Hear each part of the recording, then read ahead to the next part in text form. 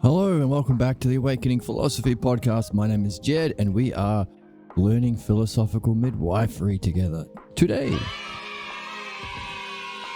we're in Chapter 2, the Pathologos, Section 8, Inner Dialogues and Dreams. And just to remind us, the opening of this chapter says it's entirely possible to verify for ourselves that we are part of a caring and intelligible universe. The verification is a kind of proof, since it is a way of understanding that is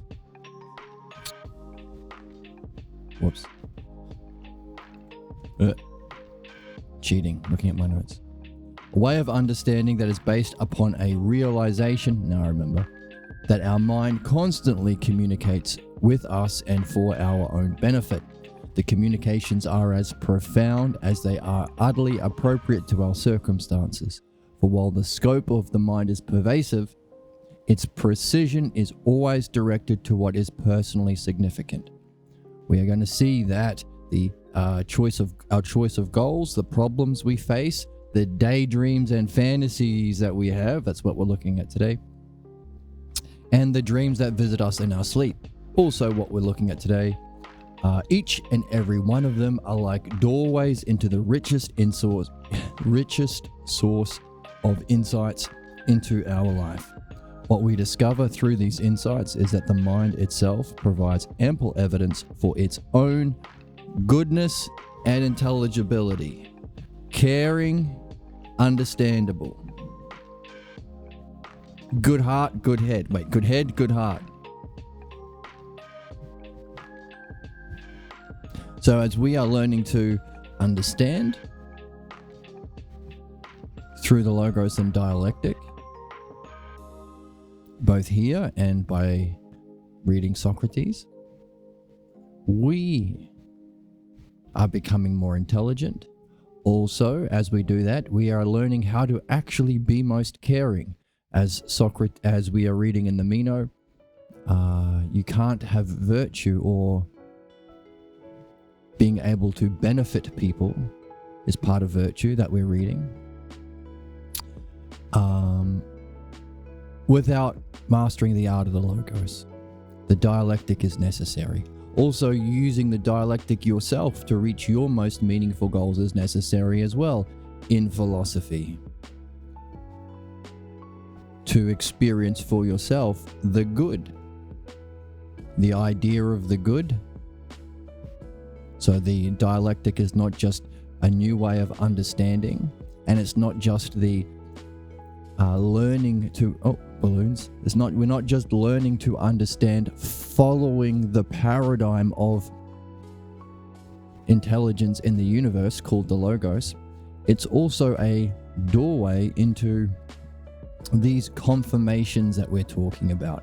It is entirely possible to prove for yourself. Well, the confirmations that come in philosophy are experiencing directly the idea of the good. And then beyond that, the good itself. So these are the things that we learn in philosophy, that we reach ourselves for our own benefit, but also we help others to reach, that we can only do if we have the art of the logos. What we are learning here is, similarly, we are learning the art of the logos, we are learning to use the dialectic, we're learning to understand the nature of beauty and justice and goodness, so that we can recognize its opposite. The opposite to the the opposite to the logos and the dialectic is the pathologos, and anger, arguments, fighting. Pathologos and conflict compared to logos and dialectic. The reason we believe in our pathologos is because someone appeared to be beautiful and caring and intelligent and caring. They appeared to represent the nature of reality that we are learning to see by reading this book. If reality is intelligible and caring, here's the text, the opening. It is entirely possible to verify for ourselves we are part of a caring and intelligible universe. What we are learning is there is an origin to our pathologos. And in that origin scene, there were people pretending to be intelligible and caring, knowing and caring for us, and all knowing and loving even. So while the logos and the true experience of intelligibility and care is what we seek in philosophy, what we're learning here is our problems are caused by its opposite, or its inversion, its bizarro world version, its distorted reflection, you might say. The pathologos instead of the logos, the false image of knowingness and caring causes our pathologos. And in philosophy, we seek to directly experience the truth of reality, which is understandable and caring. And then finally, beyond all that, we develop a mastery of the logos and dialectic. Experience the nature of beauty and justice, the nature of mind itself, ousia, as a doorway to the self. That which is experiencing it, that which is the cause of it. To know the self. Just as in philosophical midwifery, it's the pathologos, our negative inner dialogue, the kakademon we call it sometimes. It's a pathologos dialogue. It's not really a dialogue, is it? It's a chastising of the self. Pathologos reasoning, sick reasoning, pathos, logos, sick reasoning. Based on a false image of beauty and care, from which we take the blame and create and identify with a false belief and image about ourselves. Whereas in philosophy, it's the logos, actual reality, which is intelligible and caring, to reach the actual self, the one self or the good self. So, that's what we're doing.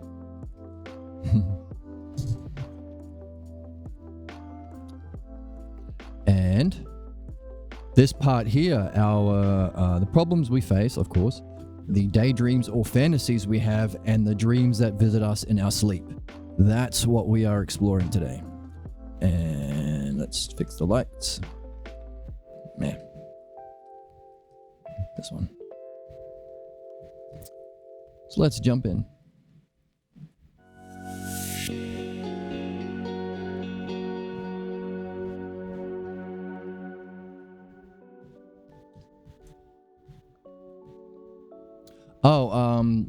As per our conversation yesterday on the stream, there were some chatters talking about starting an Amazon wish list and putting on there the items that could make the stream better. Like I'm using my computer's webcam right now, so like a actual camera, maybe some lights, a chair, things that could improve the stream. He was asking if I could put it on an Amazon wish list, and I have, and there's a link to that Amazon wish list on my Twitch page, my profile page on Twitch. So if you have the means and you would like an even better looking stream or better sounding stream, you can contribute if you have the needs on that Amazon wish list. Also, there is a donate link underneath if you want to flick a tip my way.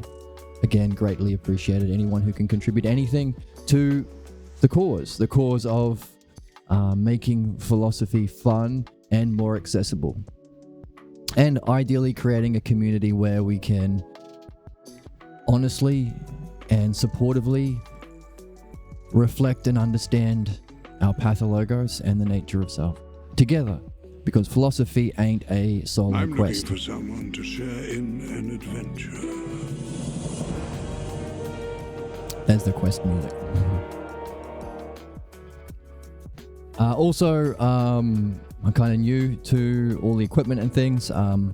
So if you know of good items on Amazon, like if you know about streaming cameras or chairs or lights or anything like that, send me a message or join the Discord and share your knowledge with me, and I can add that to that wish list for anyone who has the means and the desire to contribute in that way. So just letting you know, it's up there for all those who are, I don't know, wanting to help in that way. And again, I do really appreciate it. I really appreciate that we just have people following. I think I have over 100 followers on YouTube now. That's exciting. And over 50 on Twitch. And I appreciate every one of you. Even the stuffy kinds of people who watch.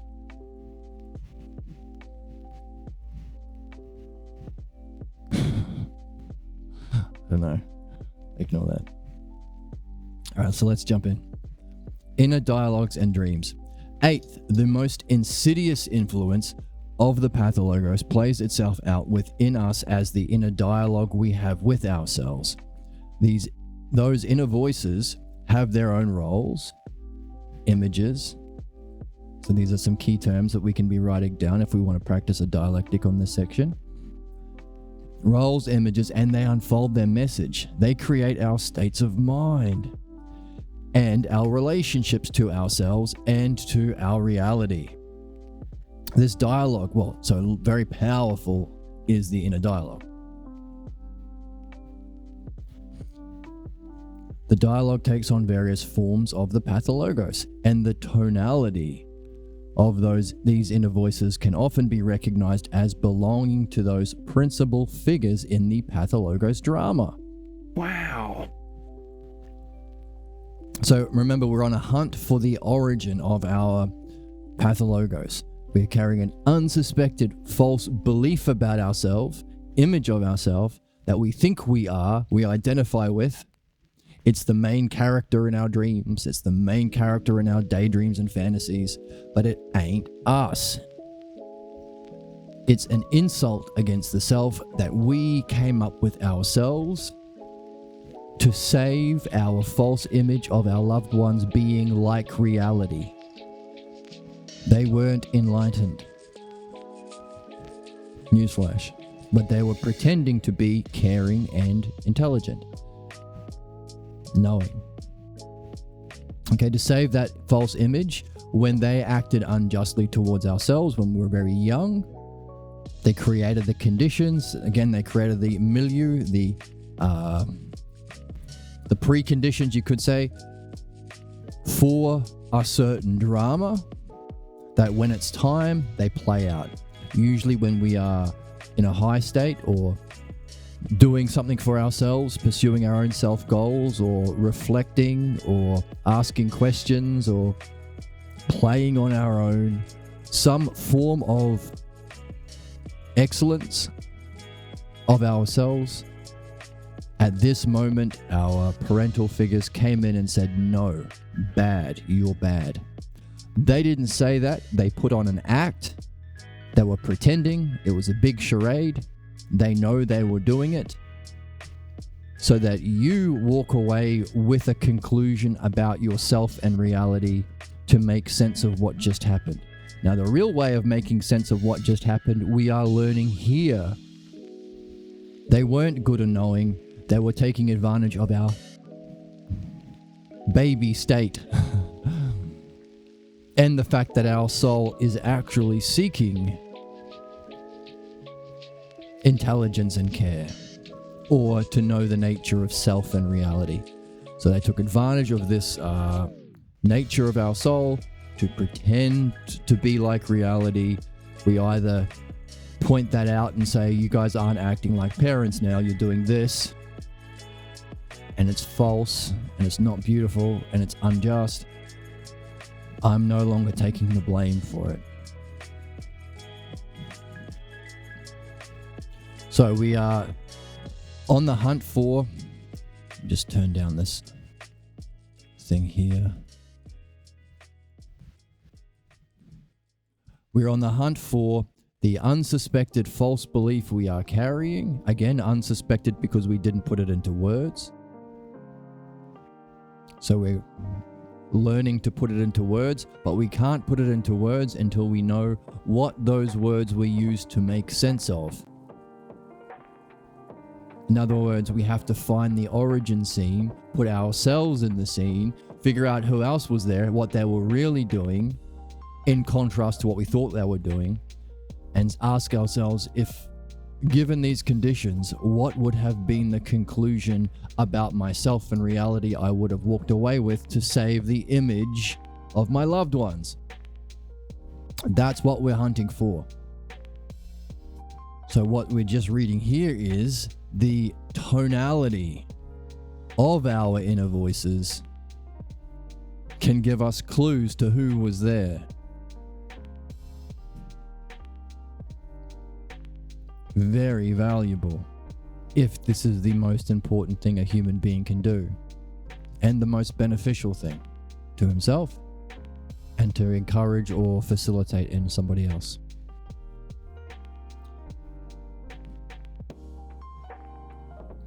The tonality of these inner voices can often be recognized as belonging to those principal figures in the pathologos drama.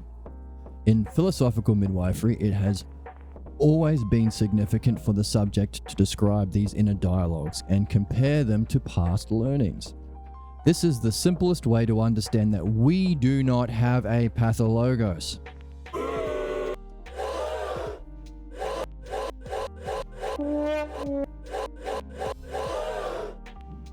The pathologos has us. The best times to study the inner dialogue are before, during, or after we engage in pursuing our personally significant goals. They have to be significant to you. Not serving someone or helping someone or being a slave to someone or towing the line for someone else's own ignorance they haven't addressed. That's the significance. If we stay a slave to our pathologos, which infects us, it has us, it is the zombie virus controlling us from the cockpit of our mind. If we don't, we are going to spend our lives towing the line, bootlicking, being a foot soldier for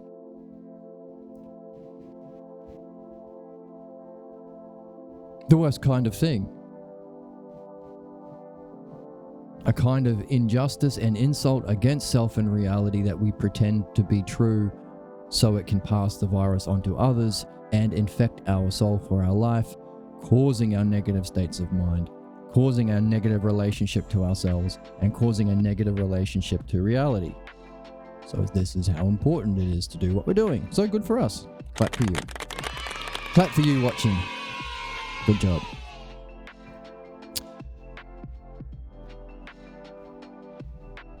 Oh, and personally meaningful goals. So significant to you and the most significant. So another reason to be pursuing your highest, most significant, meaningful goals, meaningful to you. Because that is the ideal condition to examine our inner dialogue. Okay.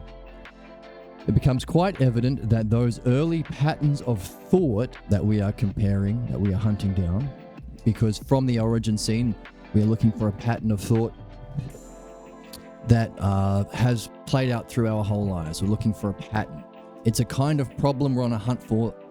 We're hunting for a kind of problem that's cyclical, that repeats. Not a one-off thing like, I dropped my sandwich. More like, every time I decide to do this, I have this inner dialogue that tells me it's impossible and I'm rubbish and no one likes me. And it prevents me from doing it, that kind of problem.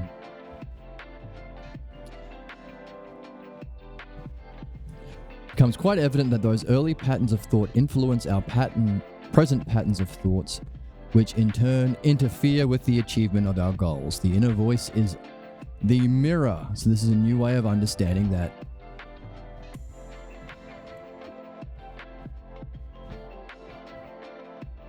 New way of understanding that otherwise sabotaging inner voice. It's a mirror that does stuff. It's a mirror that... Where are we? The inner voice is the mirror of the pathologos. So it's not true. It's not reflecting the logos or the self. We do want to look for that. So we learn the logos to look for the reflections, the symmetry, the patterns in the logos and following that. This is the opposite. Our inner dialogue does not reflect that the path and the guidance that lead us to our highest goals. It reflects the inverse. The zombie stuff, the infection that has us and we don't have it, that saps our energy, that distracts us, that causes us to undermine or sabotage our own goals. That's what's being reflected in the mirror that we normally recognize as our inner dialogue.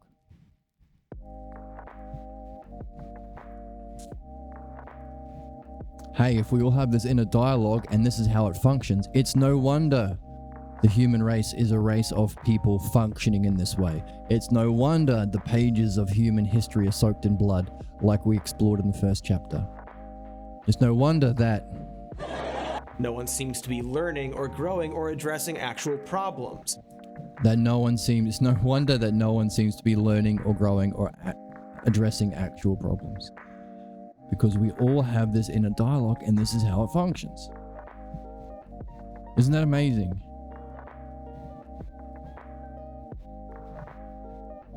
So what can we conclude? Are we a doomed race if all human beings get a pathologos and then the inner dialogue that guides them, that rules them really, remember it has us, is negative? It's not helping us. It's doing the opposite. It's causing our harm and suffering and our negative actions or relationships towards ourself and reality. Are we a doomed species? Well, that's the significance of what we're doing here. Reflection. If we recognize that it is a mirror to the pathologos and it is functions as to a reminder, and we know how to address that pathologos, then we're not a doomed species. In fact, we're a privileged species in that we are constantly being given what we need to evolve. In order to free ourselves from our problems, we have to learn this art. It's the art of the dialectic and logos, which is the path we walk for our evolution or personal development or spiritual growth. It's all the same. It's a mirror of the pathologos and a reminder.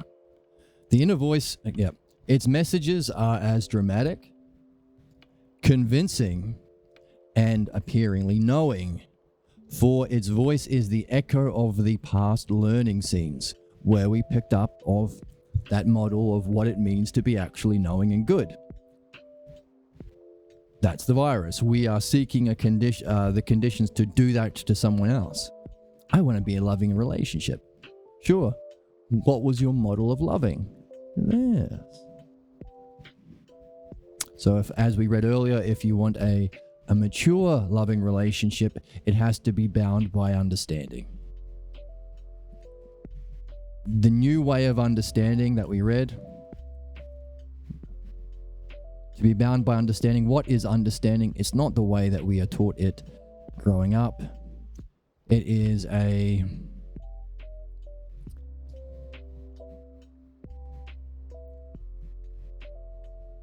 way of understanding based upon a realization that our mind constantly communicates to us and for our benefit.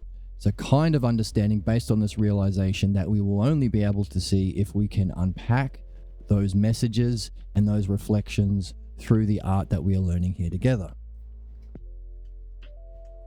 So really turning it around. We've gone from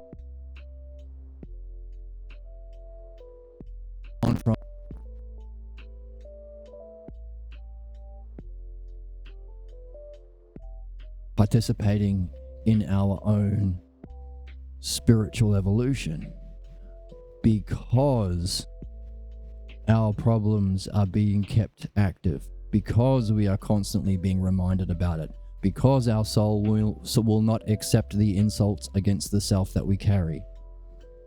Interesting. Wow.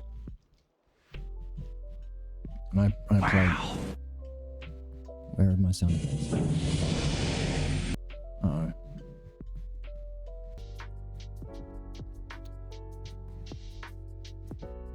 The inner voice is the mirror of the pathologos. It is its reminder.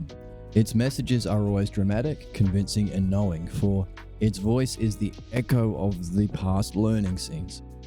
Subjects in philosophical midwifery talks are urged to note the cycle of these negative and inappropriate thoughts and when they occur. Remember, we said this isn't a one-off problem. It's something that has a cyclical force in our life.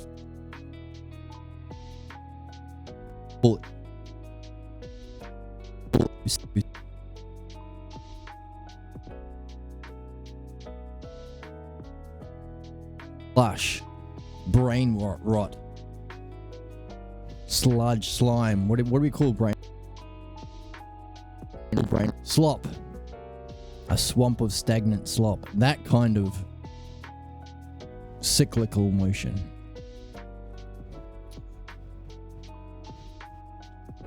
So note the cycle of your negative and inappropriate thoughts when they occur, and their frequency. For it is by reflecting on them that one reaches an understanding of how such cycles affect our everyday pursuits. In addition, it is often recommended that they also learn to answer each of these negative thoughts as if there were formal charges against them. You'll want to do this thing. The voice comes in and says, "You can't, you suck." Answer them. "Excuse me, that's a terrible thing to say. I don't suck, do I? Based on what?" It seems to be fun. By the way, if I fail, I reflect and learn, so there isn't really a failure, so long as I am climbing the ladder I want to be climbing, which is my most personally significant goals, which is also the best time to reflect on you, inner voice, see your pattern, and pull you up from your root.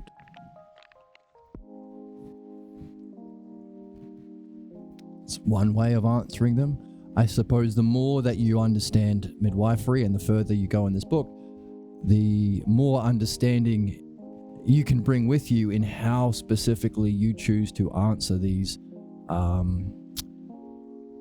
accusations, these formal charges being delivered against yourself, and why you should give up on your most meaningful goals. So, for answer each of these negative thoughts as if they were formal charges being delivered against you. For, in taking these charges seriously and answering them fairly, we can say that we respect their source and treat them like Zen-like koans.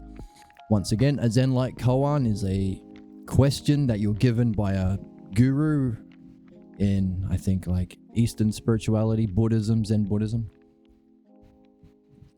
And you're supposed to puzzle about them and wonder about them and so on and so on. But here is a thing. We don't need that. You are naturally curious about your problems. Your problem is and the nature of a koan is that it can't be solved rationally. It's not like a brain teaser. No, it is kind of a brain teaser, but it's not like a puzzle to be solved. It can't be solved logically. What is the sound of one hand clapping? You can't answer it. So that you can maintain your curiosity, so that you can maintain your single-pointed focus, so that you can actually direct your soul energy into solving it on a focused point, a focused topic. So what do we call that? Sustained concentration on a topic with an open, curious state of mind, because it's a question that can't be solved. These are the conditions for meditation. This is why it's used as a koan. But we are our own koans. If we recognize our inner dialogues are a reflection and a reminder of the pathologos, there's our koan. You're naturally focused. You're naturally curious. You naturally want to solve it, because the more you reflect on it, which is what we're learning how to do, the more you see how impacting your pattern of thought is. The more you see it has a cyclical nature, the more you see it's causing your negative states of mind, your negative relationships with yourself, your negative relationships with others. The more you see how false it is and how impactful it is, the more naturally focused on this puzzle you will be. You don't have to be given it from a Zen koan from someone else. You are your problem. Your inner voice is your guru, is your teacher, giving you this puzzle to solve. And here's the thing, it is solvable. Unlike a Zen koan, which, I mean, some people say they're solvable. Some people say it's not the solving, it's the way you answer it that you are displaying to the guru to see if you've changed your perspective in some way. It's a whole...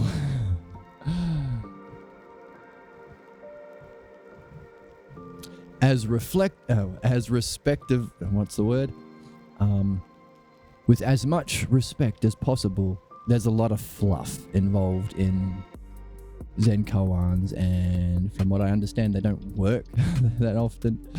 You have to bring with it all this other stuff. You have to be naturally amazed by the idea of Zen Buddhism or by this guru. So you're in awe, and you actually pour your own value into the question. You actually you're convinced that you can actually, there's some significance to this. So you do spend your time sitting on a mat wondering about what is the sound of one hand clapping. Instead of, you bring a lot of stuff. You have to do a lot of, what's the word? There are a lot of preconditions needed. And what we are reading is it's not needed at all. You are your own Zen koan. But also we're showing respect for the source.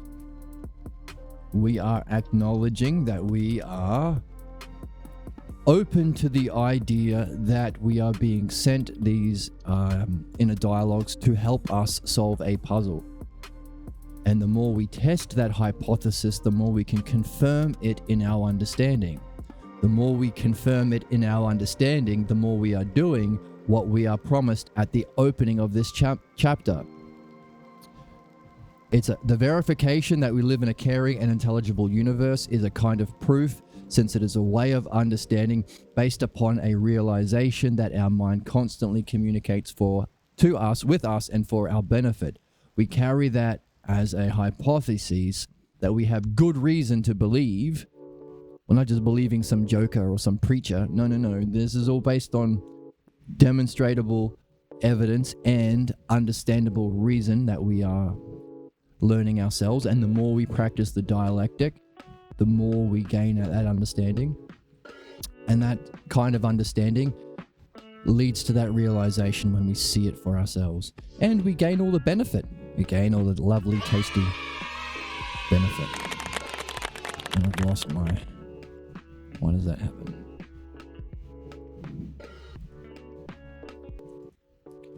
So, better than a Zen koan, but the other connection with the Zen koan is once you do solve a Zen koan, it's supposed to... The solution is only accessible from a different state of mind. That's why it's a spiritual thing. That's why it's Zen. Changing your state of mind. Equally so, if we are treating our inner dialogues like a Zen koan, we are acknowledging and respecting our own understanding that the reason why we are being given these problems to solve is that when we do solve them, our state of being, our state of mind changes. Why? Because, as it says here, the dialogue, the inner voices have their own roles and images. They unfold their message. They create our states of mind. So we are, by answering and addressing this as a koan,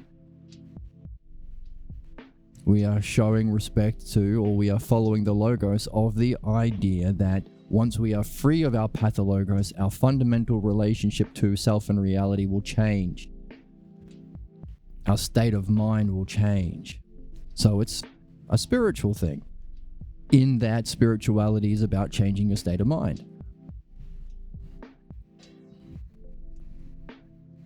So what would it be like to be completely without an image of the self? Now here's a puzzle. Would it be scary? If this self-image is a kind of solution to a problem we faced at home, when we realize that we're no longer at home and that game wasn't even worth buying into at home, it was built on lies and a big charade production that they put on purpose that was likely done to them. If we were to drop that, would it be scary? Whatever the fear was that motivated us, whatever the concern was, whatever the maybe danger was even, that this false image and role within the family clan afforded us freedom from or safety from, if we are still imagining the real world is a reflection of that, would you be afraid to be without an image of yourself? Or one word that I've heard used to describe that state of yourself without the false image, without the zombie virus, is clarity, or emptiness, or purity. But it's going to be different than what you're used to. Are you okay with that? If you're not, join us for reading Mino on our channel. We read it every second day at the moment because he talks a lot about aporia, allowing yourself to be puzzled beyond puzzlement, stung, not knowing, at a loss, but curious and wondering and excited and still pursuing the logos and pursuing knowingness even while not knowing. But when you think about it, this stung state or curious state or aporia state, empty and wondering state, notice empty, we're talking about being empty of something we're carrying. Socrates is talking about being empty of our ego or our image of ourself and the false belief that we know stuff we don't. Being empty.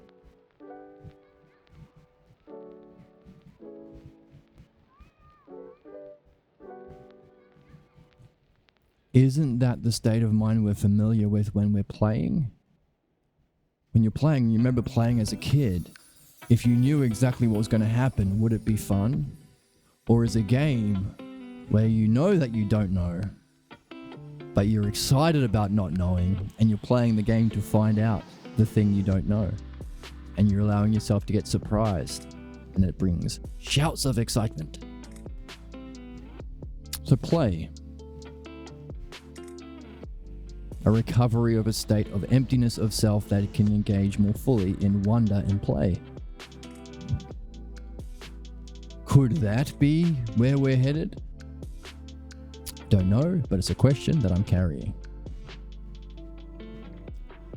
So when we answer our inner dialogues, remember, write them down. Take note of the tone as well.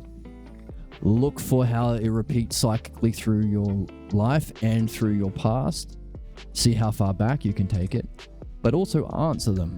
In answering them, you're treating them fairly, respecting the source. Remember, what's the source? A caring and intelligible reality that we exist in. That's care is, as, what was the word? As profound as it is precise, as all-pervasive as it is specifically. As profound as they are appropriate to our circumstance, the scope is pervasive as it is precise. So that's interesting. That's our mind, but also the reality that we're living in.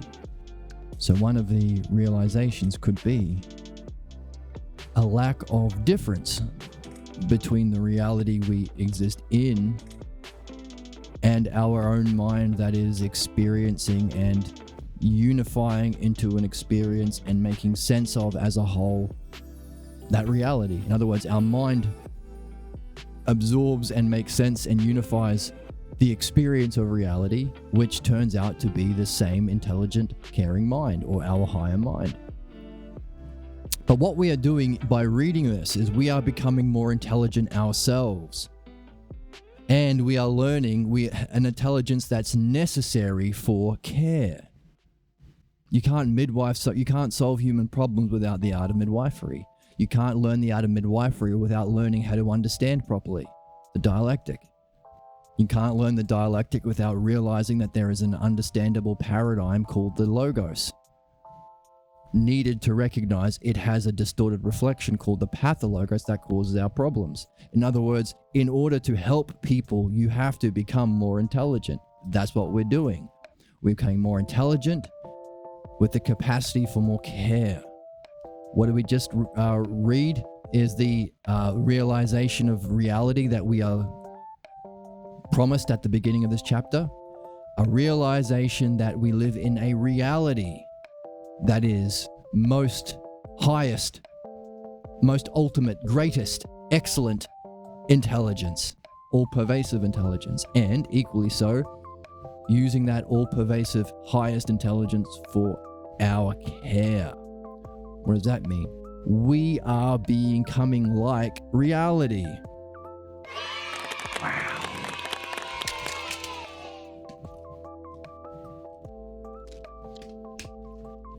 So if we become more and more like this, like the reality we find ourselves in, by reading this book together, practicing the dialectic on it as much as we can, sharing it, talking about it with whoever we can, then as we become more like reality that we are existing in, perhaps there is a hypothesis we are carrying that eventually we realize, oh, we have become just as intelligent and caring, because the logos isn't something we put in, it's something we recall or remember. Again, something from the Meno. Socrates saying, hey, learning is really remembering. We remember or recognize or reawaken the realization that there is no difference between same and other.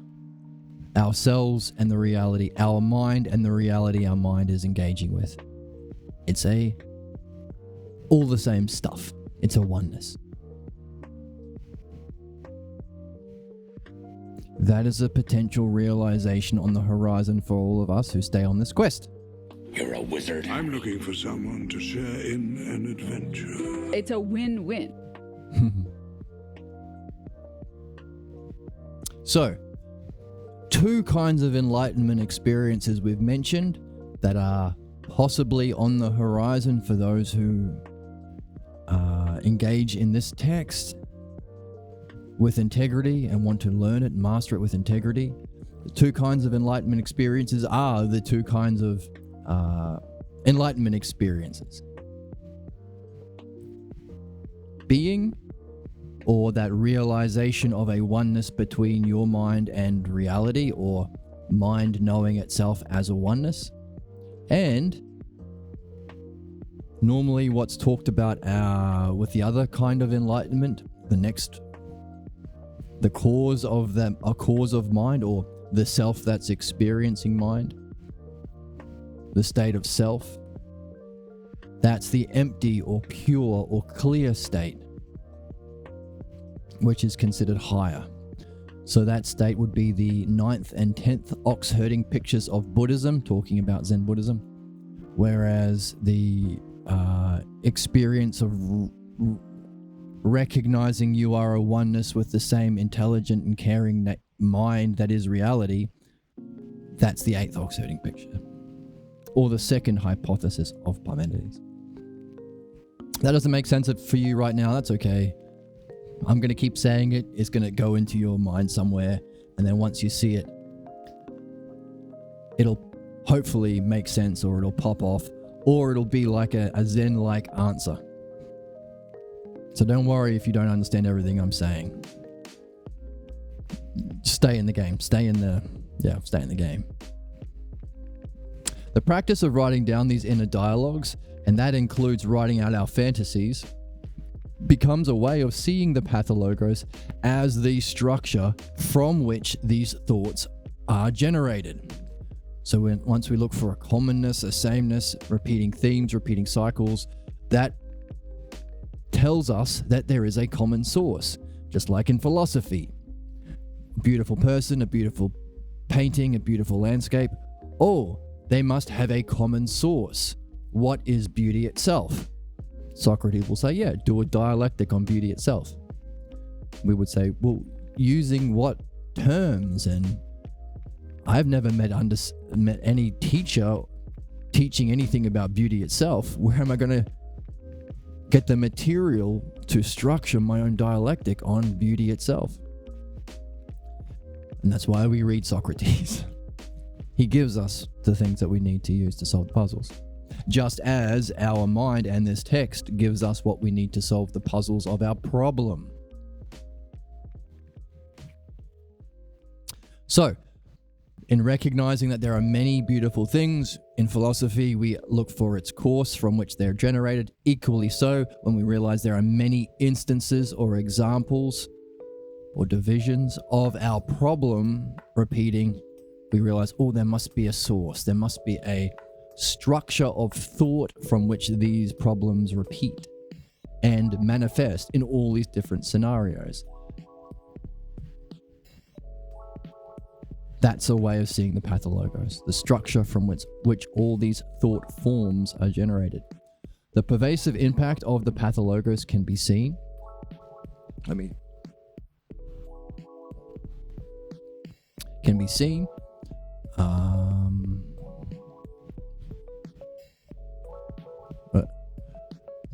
Yes, the pervasive impact of the pathologos can be seen, for through this study, one can see how fantasies rehearse and support the pathologos.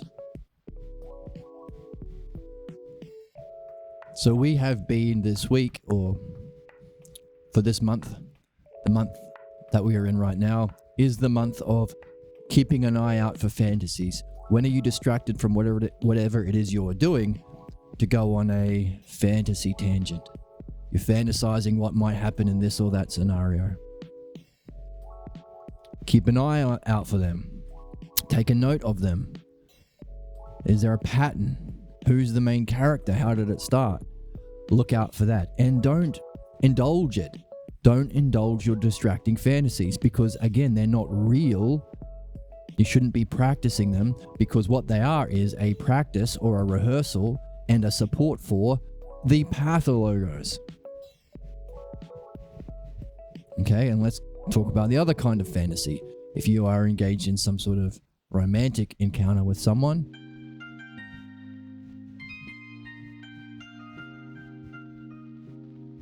be sure to be knowing and showing the self, or wondering about the self, or using your words, or talking with the logos, or connecting through understanding at the same time. Do not fantasize, because you are using that person's presence and their own life energy, and you are using your own life energy and sexual energy to support your pathologos, the very thing that we are hunting on and trying to free ourselves from.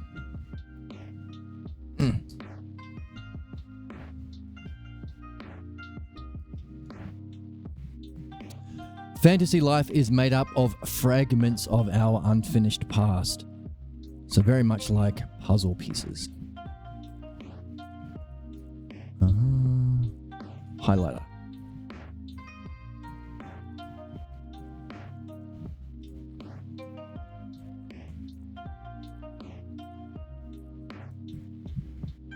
Fragments of our unfinished past. We have to finish something that we are carrying from our past. We return to them to be finished. So what's our job? To return to an unfinished past and finish it. This is something that is profound about our nature. What? Our mind functions to return us to what needs to be finished. Wow. our mind is doing that, I thought it was stupid and getting in my way, and that makes me stupid, and that proves that false belief I carry about myself, that I'm stupid and I can't think. And it also proves that religious belief that my parents gave me, that you can't understand the nature of God because it's not an understandable universe. You just have to do as you're told, believe what you're told.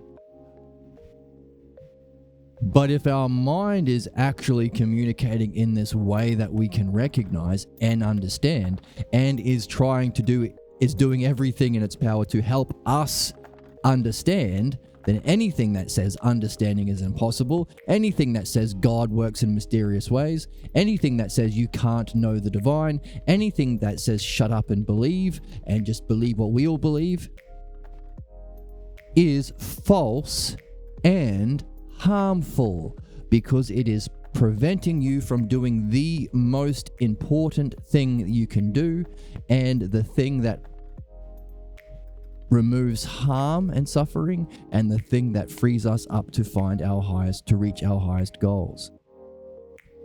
So don't believe anyone who says you only can believe. What are we doing? We are seeing for ourselves based on a different kind of understanding that different than what we just mentioned, that can allow us to verify for ourselves that our problems are understandable and solvable, our mind is understandable, and reality balloons. Reality is understandable. And in partaking in that, and is inviting us to share in that understanding, to be like it. It is inviting us to be like it. What we are learning in reading this book is the ticket to the concert, the invitation we need to the party, what we need to understand that intelligent care and actually benefit from its care by doing these things, getting the message, solving our problem, becoming better, becoming free.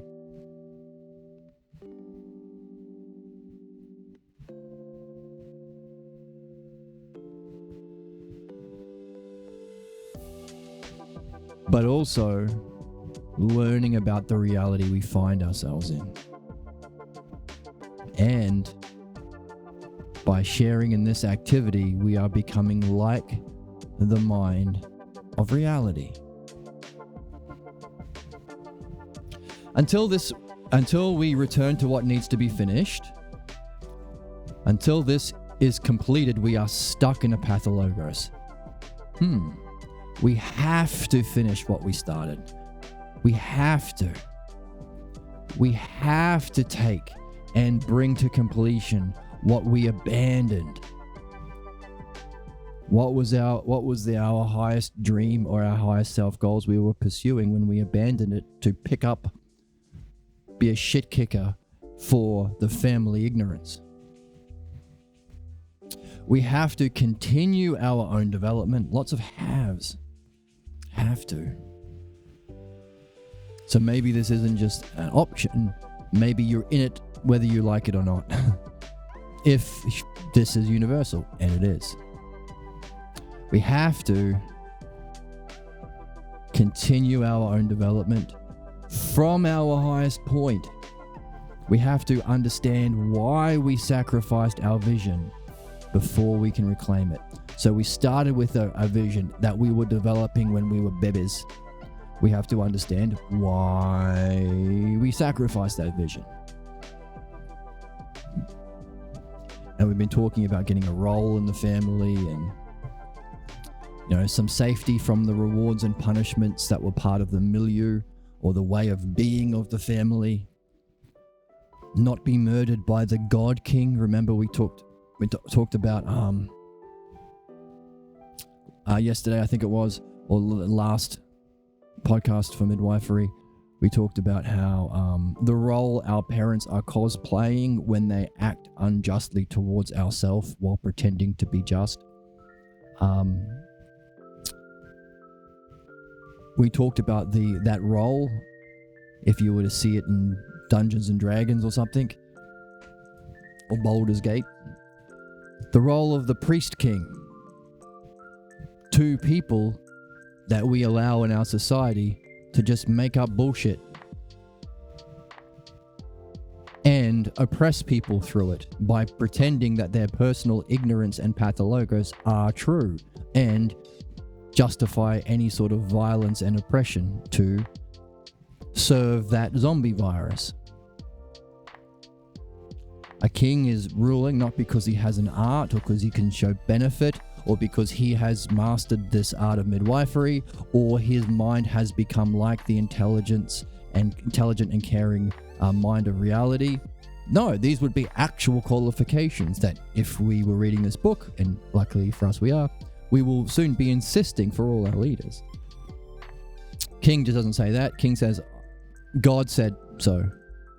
God said he agrees with all of my own opinions, whatever they happen to be, and I have the divine right to rule based on those opinions.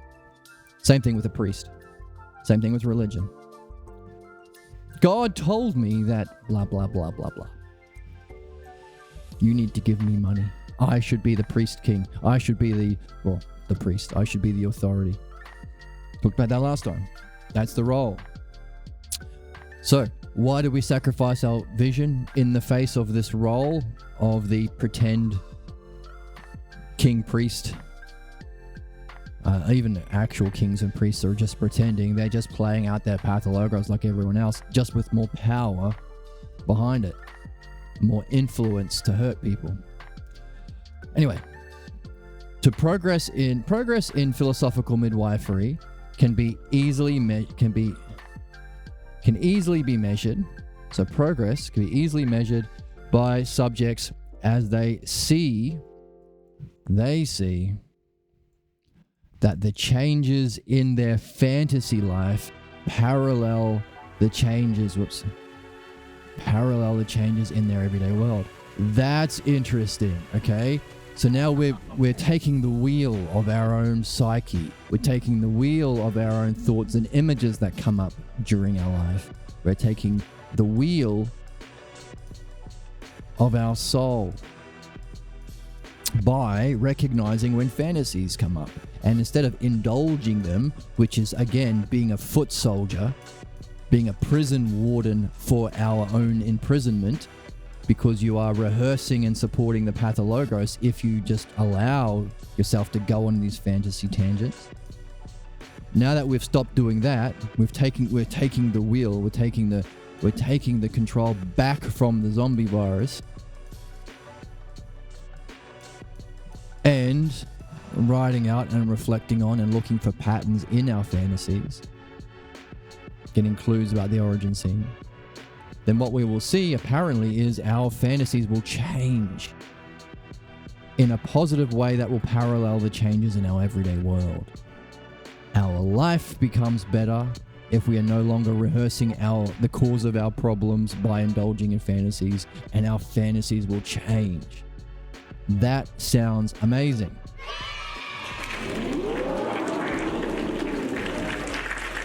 Where's the joy? Where's the whimsy? Where's the childlike wonder, dude?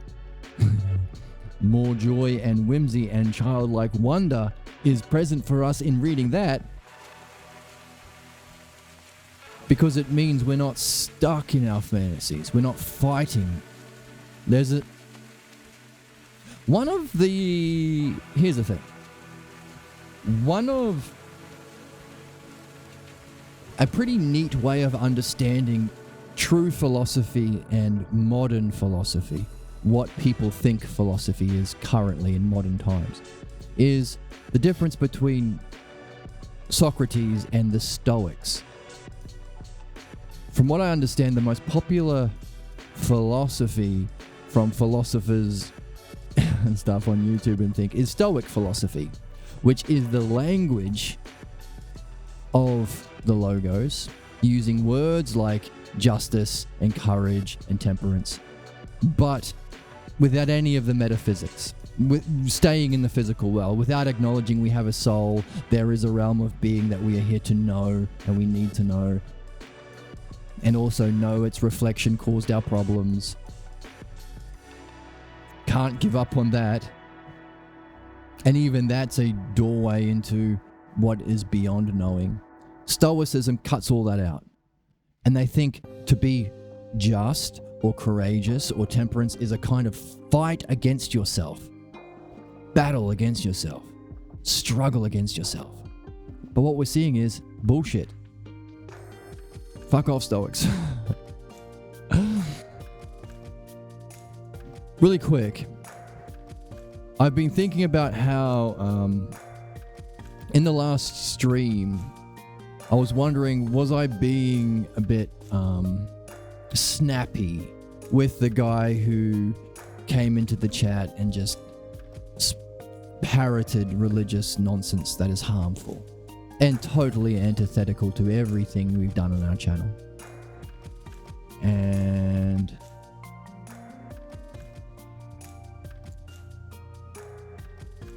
I've been playing with the idea that it's okay to make fun of ignorance. Provided, of course, we recognize we're not making fun of the person and they are suffering from the same ignorance that they are passing on to others, and we are inviting them into a new way of being. But our new way of being can be having fun at pointing out the absurdities of the harmful shit that is hurting people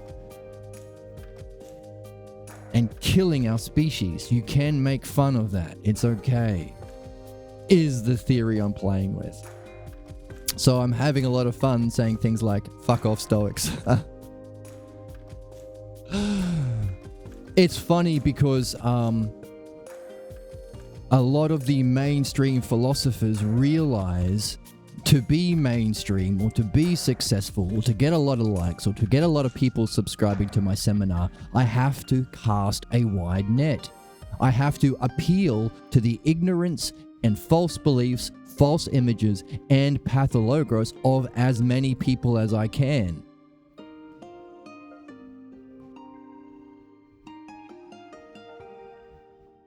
So every human being is familiar with the physical world. Every human being in our society grew up being told you got to work hard because we live under capitalism, which is sacrifice your life energy and your life to appease the pathologos of a small group of rich people who are just rich because of the family they're born into and the system that promotes and sustains inequality.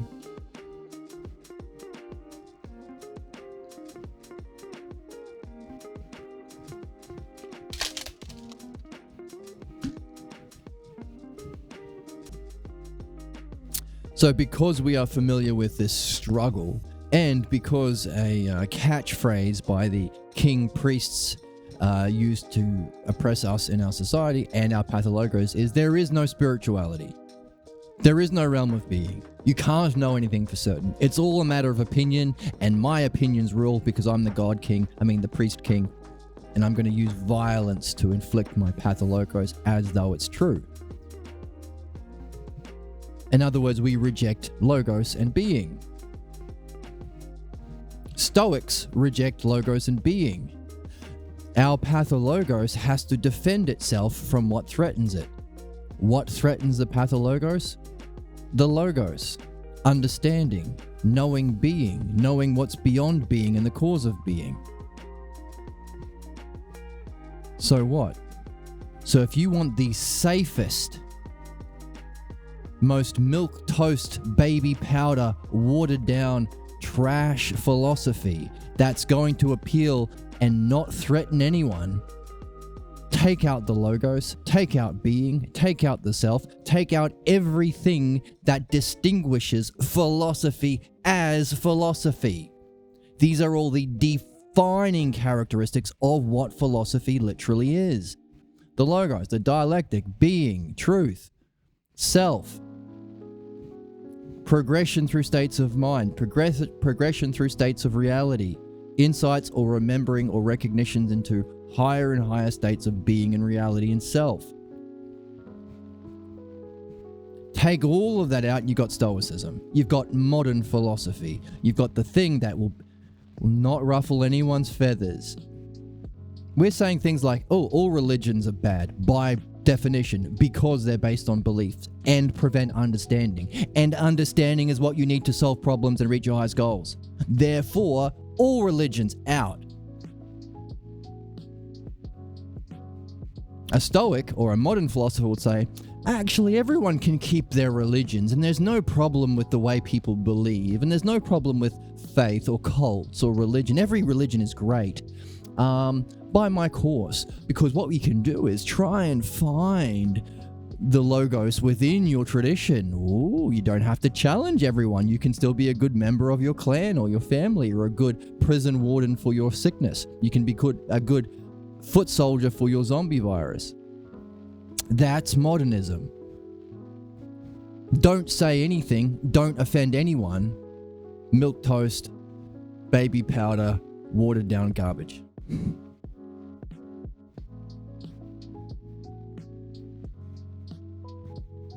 So that's an interesting thing that you can use if you want to understand the difference between what we are learning and what is being marketed by those non-philosophers as philosophy. Stoics. Modern versus ancient Greek. Stoic versus logos. So what? Well, so what we're reading here is we don't have to live in that world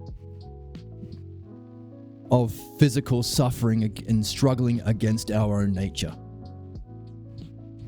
Because the things that cause our problems, the mirror of our unfinished past that we need to bring into completion and return to our highest point and pick up our journey from there again, those reflected clues or our fantasies change. You will not always be fighting them. They change. And that change parallels the change in your life. Again, your life will change. You are not always going to be fighting your impulses. Now, that's not to say discipline and habit forming and practice isn't important. That's where we start, which is why we do this. We try and do this every morning if we can, or every evening, depending on when I have, how busy I am. To return to it again and again, we repeat it, we go over it, we reflect. We practice the dialectic even if it's weird, even if it's not practical, even if no one in my family does dialectics, even if no one in my town does dialectics, we do it anyway. That's the habit that we start with. But as we see, our life changes, our inner thoughts change, and our states of mind change. Until we actually experience that thing that has been rejected by these oppressors, pathologos, king priest role players, and we experience the realm of being that they say doesn't exist. Of course, they have no grounds to say that. They haven't done midwifery in philosophy. It's absurd. It's like never hearing about an elephant before and then coming in and saying, baby elephants prefer to drink from their trunk. Hang on a second. You haven't even heard the word elephant before now. Why are you saying that this is a thing? Oh, because I'm an idiot who likes to cosplay as a priest king Noah. I agree with all of my ignorant opinions that I've never reflected on. That is what these people, philosophers or Stoics or even our culture, claims about being. Oh, it doesn't exist. Really? You've studied it? No, never. No point. It doesn't exist. How do you know it doesn't exist? Nah. Shut up. Don't you threaten my way of being. So, our fantasy life will change. That reflects a parallel change in our everyday world. Thus, it becomes possible to understand that this realm of belief, yes, we're able to understand this realm of belief. And also understand why the pathologos necessarily influences one's thought patterns. Why? Is it cruel? Is it the devil? Does the devil exist? The devil put devil thoughts in my brain. and how these pathologos, this underlying thought structure built upon this origin scene, built upon this false belief, false image of reality, and false reasoning, spins fantasies. And also in what way they influence the content and success of one's own actions. So, our fantasies, if we take the wheel and practice this for a month or so, paying attention to our fantasies, not indulging our fantasies, whether they're everyday random fantasies and distractions, or if they're sexual in nature when you're with your best girl.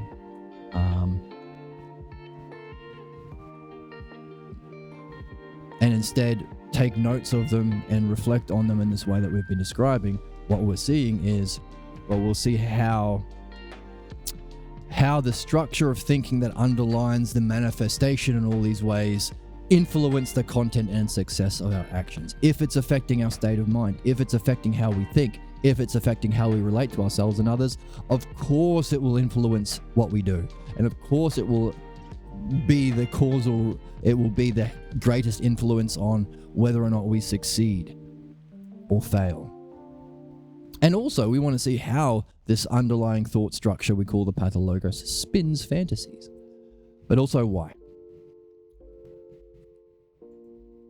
Clearly, we can be conscious of our acts, yet deluded about the meaning of our acts. So we talked about the great charade played on us by people doing this cosplay. They know what they're doing. They know they're lying. They don't know why or the meaning behind it, and the purpose and eventual consequence behind it.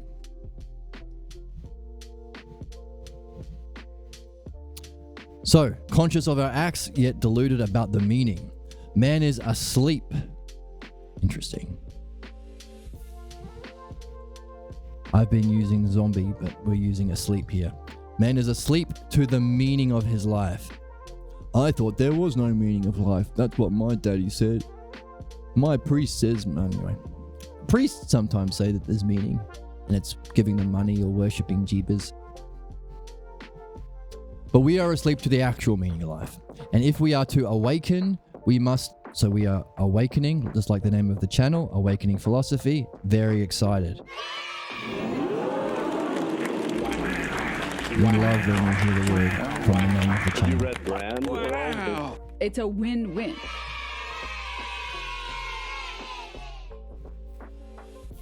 If we are to awaken, we must discover what puts us into this somnambulistic world, sleepwalking state, where our fantasies repeat and cause us to think a certain way and feel a certain way and relate a certain way, and will affect our actions and the success. We do not have it has us. So we are either sleepwalking. Let's combine them. We're a sleepwalking zombie. What put us into this sleepwalking zombie world? So we have to discover of the pathologos. To awaken, let's put this in yellow. To awaken used twice.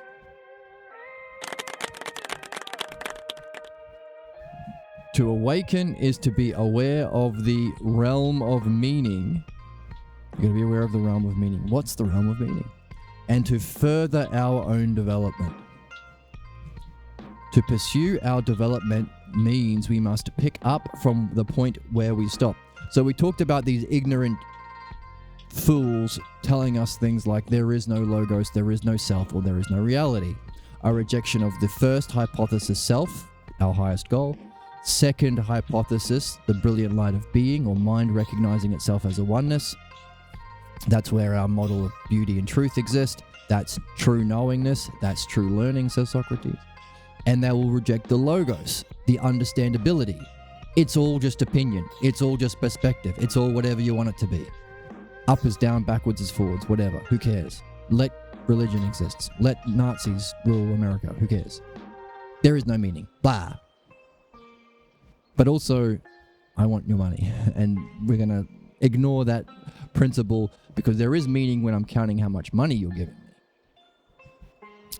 So, we are going back to the time right before these insults against logos, mind, and self were given to us, and that's where we dropped our development. What is the realm of logos, mind, and self? The realm of meaning. We pick up from the point where we stopped, which possibly was the introduction to these false beliefs. That may itself be what follows our fundamental false belief, which again is about self and reality. To go forward, we have to reclaim what we gave up. To go forward, reclaim what we gave up. Hey, some people say, hey, ignore the past, just move on. You can't move on. Your mind won't let you, because your mind is telling you you have to go back to where you left off. You've been walking down the wrong path for several miles. Go back that fork in the road. That was your high point. Pick up from there. Now, people who don't want you to develop, jerks and assholes and king priest cosplayers will say, hey, don't understand the past. Just move on. Which means move on along the path, the wrong path you've been on, because they might be addicted to their similar pathologos and want you to stay stuck. Nevertheless, that's stupid. If you do not reflect on the past, you will not learn anything.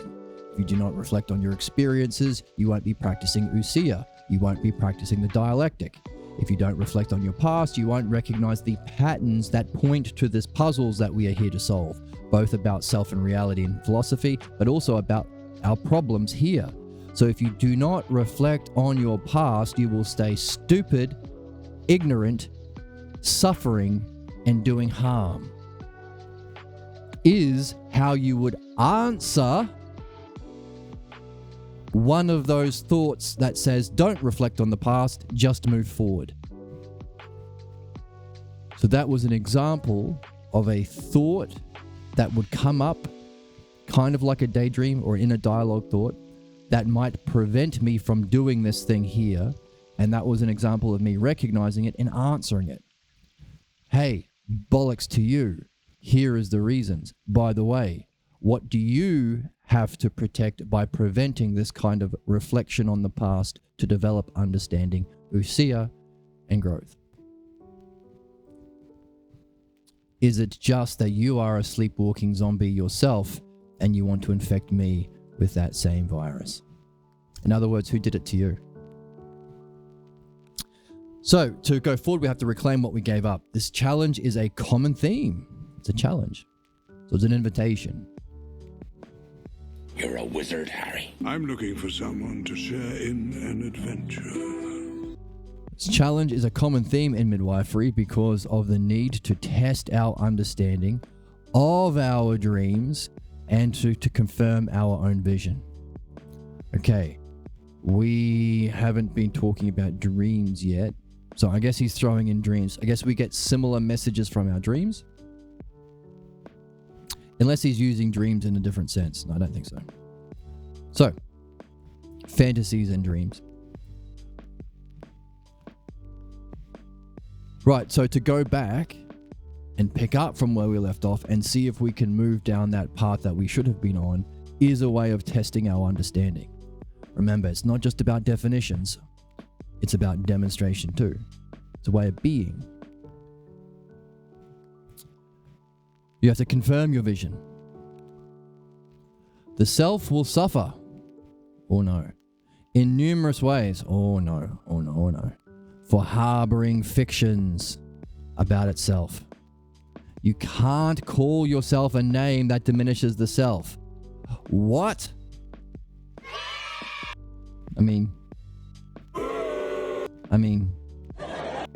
oops. Oh man, I'm all over the shop with these drops. Where's the joy? Where's the whimsy? Where's the childlike wonder, dude? You can't call yourself a name that diminishes the self. Let's say that again. You can't call yourself a name that diminishes the self. You can't insult yourself.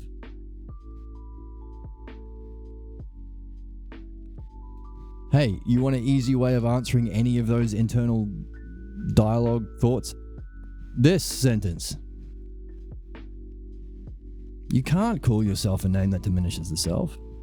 And the self will suffer in numerous ways for harboring those fictions about ourselves. You can't be indifferent to the messages that come from your own inner life of thoughts, fantasies, and yes, dreams. You can't play dumb. As convincing as these people are that says, hey, don't think, be my slave, or don't reflect on the past, keep moving forward as my slave. As convincing as these jerks are, ignorant jerks are, they're asking you to be stupid, to play dumb, to be indifferent to the thoughts, fantasies, and dreams you are getting all the time. They are saying, I am wiser than wisdom itself. I am more intelligent and caring than the true nature of reality, which is intelligence and care itself, mind itself. While knowing nothing about any of those words. We live in a world run by babies trying to act like Socrates. It's so weird. Anyway, it's okay because we are waking up. Awaken, we must discover. To awaken is to be aware of the realm of meaning and to pick up our development, further our development. Okay? You can't harbor fictions about yourself. You can't call yourself a name that diminishes the self. And you can't be indifferent or play dumb to the messages of your own inner life. You think some random person that you run into every now and again should have more influence than your own inner life that you are with 24/7? It's 100% of your experience, more or less. Because it's even how you assimilate, understand, unify, make sense of the outside world. So don't be ignorant or play dumb to or indifferent to those messages that come from your own inner life of your thoughts, fantasies, and dreams. These messages are from the self. Let's put that in yellow too. Messages are from the self. They need to be considered as coming from a friend. That's the change. If you're reading along with the Meno, Socrates talks a lot about how he's relating to Meno, who is stuck in ignorance and doesn't want to change his mind. At least where we are so far. He talks about treating him as a friend. And he talks about what that would be. So, if you are reading along, you'll recognize that and you'll remember how he described the way we treat friends. So, consider it coming from a friend as if they are reminders of our unfinished condition and urging us not to ignore them. So think of these things that if you believed literally, you would never just automatically believe literally anything a friend said. That would be, I don't know, sycophantic. And you'd be lying to yourself. Similarly, recognize your inner thoughts fantasies, and dreams as a friend giving you reminders and encouraging you. You can do it. You can solve your problem. You can become free. You can achieve the thing you were born into this life to do.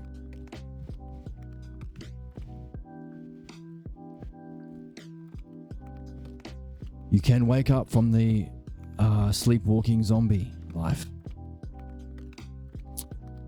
Okay, they are reminders of our unfinished condition and urging us not to ignore them. Just as we do here in this channel, we are being like that friend. Don't ignore your problems. Don't ignore your thoughts, dreams, and fantasies. Finish your condition. Become better. Pick up where you left off on your journey to know the self. It is because these dreams are understood as messages. It is because dreams can be understood as messages from the self that when they are studied in philosophical midwifery, it is because dreams can be understood as messages from the self that they are studied. Because they're messages from the self, they can be studied in philosophical midwifery. And it is interesting that when they are deciphered, there is a deciphering process involved in dream analysis. The other use of the dialectic. That we don't do on our channel yet, but as our channel grows and we get more people interested in accepting the challenge to the quest of their life, the quest of philosophy, the quest of following the logos, and the channel is able to financially support itself more, then we all get into dreams, which is fascinating. So once they are deciphered, they often relate to a side of one's personal development that has been ignored. Our dreams are helping us understand what we are ignoring in our highest goals. The intense states experienced in dreams are linked by similarity to one's waking world. Once we start to decipher it and we see the connections between our dreams and our waking world, we come to realize this immense, profound, significant meaning of each one of our dreams. Their messages show us a side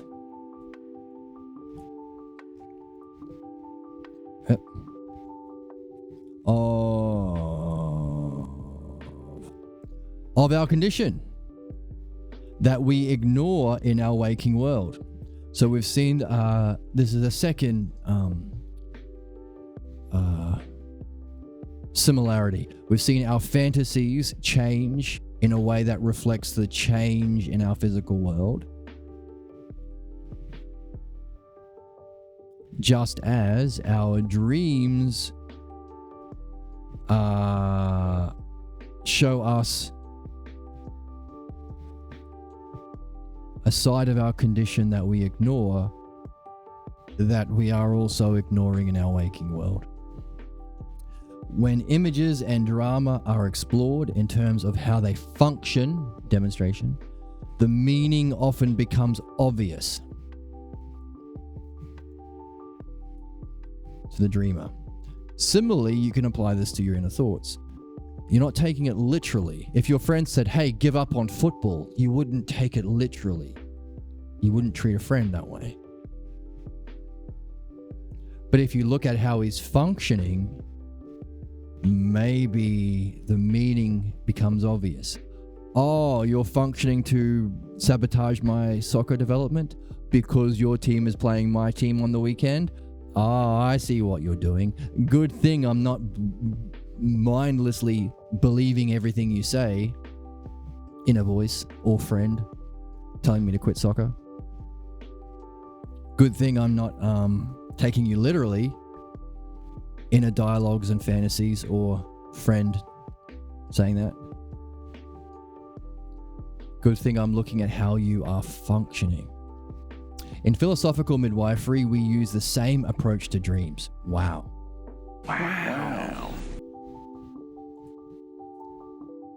In philosophical midwifery, we use the same approach to dreams as in the exploration of the pathologos. What? And in these exploration of dreams. It is crucial and decisive.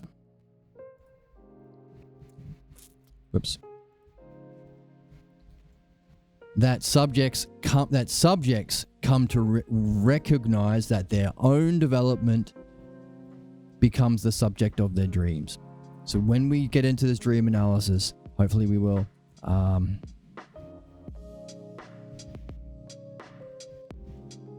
the more we do it, thumbs down for not doing it, thumbs up for doing it, and thumbs up for having, double thumbs up, fireworks for having a self-sustaining channel where we can invest time doing that. We will recognize for ourselves that our dreams are always about our development. You know that thing that Socrates saying we should do at all times, develop the logos, the art of the logos? You know, the things that all of the worst people in our lives and in society say doesn't exist, the logos and being and self. Our dreams aren't listening to those ignorant people because they are not listening to their dreams. That's why they're ignorant. Our dreams are far more wise and a much better person to listen to. And it's not really a person. Much better consciousness, intelligence to listen to. And what is it talking about? Your own development.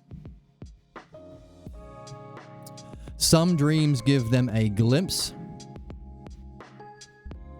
into their own future. Ooh, some dreams can see into the future. Professorial. Other dreams, let's put this in yellow.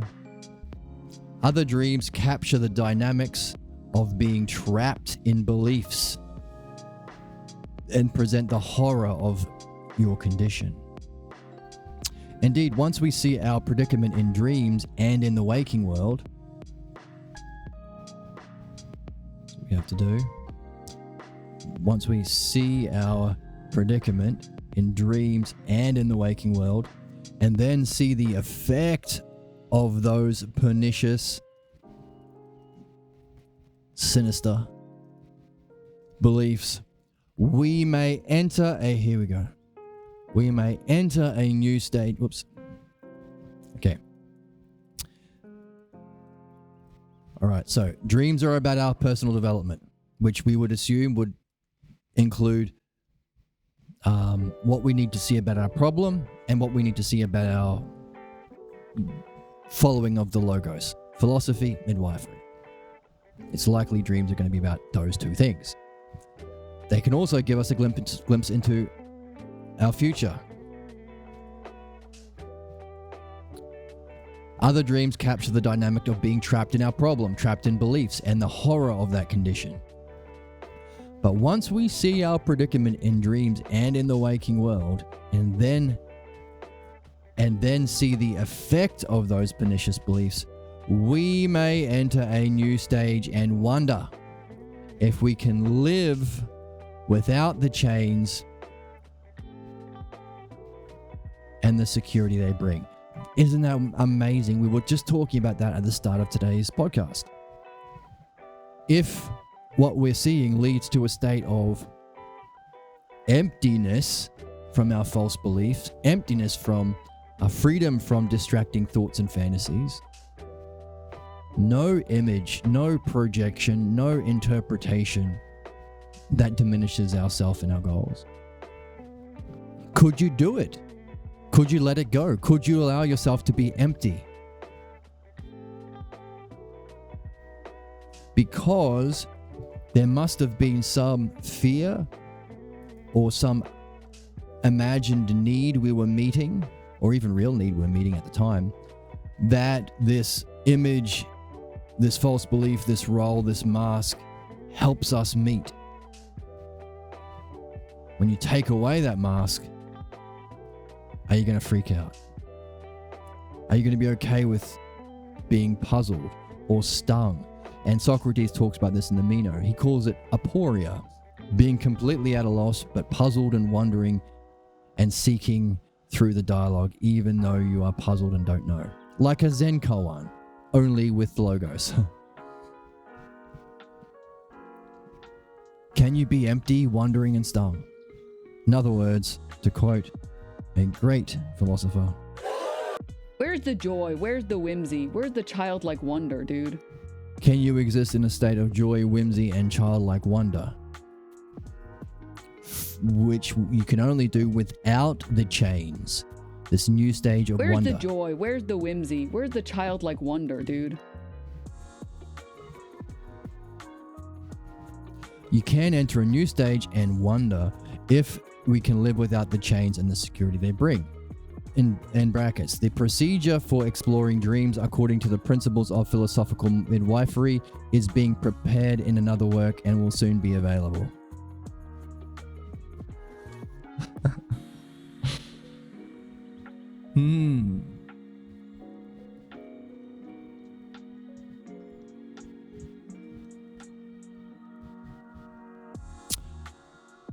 So, this understanding of dreams using the same principles of midwifery is something that we can see in Homer's Iliad from like 3000 BC, something like that.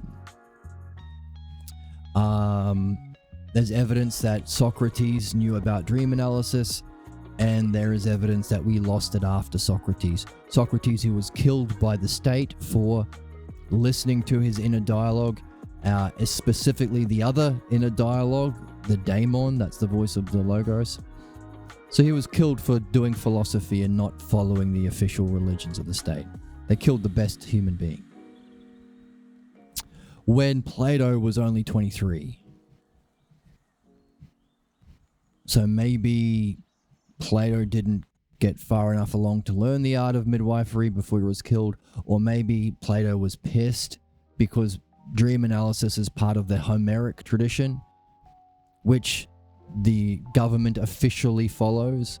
And so if those Homer people killed Socrates, maybe Plato has a chip on his shoulder. Whatever the reason, it is part of our history, but it has been buried for 1500 years. The author of this book rediscovered dream analysis, rediscovered its importance for freeing ourselves from our problems and being a guide in our development. Then he realized that's what the story of Achilles was about in the Iliad. And he went on, okay, this is our author, Pierre Grimes. And then he wrote this book in, I think, the 60s, and then updated it more recently. But in this book, he is saying, well, how to explore dream analysis with the principles of midwifery is being prepared at another work and will soon be available. He's been saying that for, what, 50, 60... Yeah, about 60 years, 65 years maybe.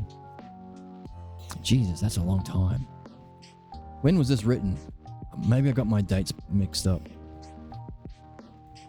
He died in 2024, last year. 99 years old. In other words, so what I'm pointing to is the fact that for as long as I've known him, and maybe for as long as I've been alive, he has been promising this book to outline the principles of how to decipher, unpack, and benefit from, and develop a relationship with our dreams. He's been promising this dream book. And let's see when it was first released. Let's look up how it all began. So, okay. Fortunately, I have the book next to me.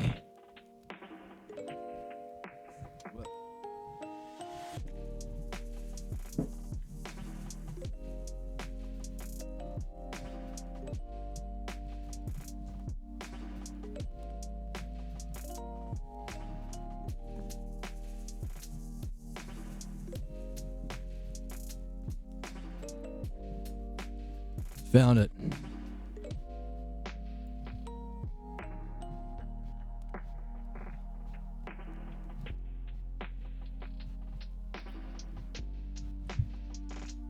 Okay, so this book published in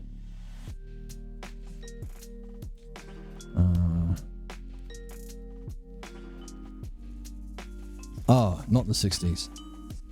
I was going to say, when was it made? Copyright 1998. What? Surely not. All right. So, for about 1998, 25 years. For about 25 years, the late, great Pierre Grimes has been promising this book.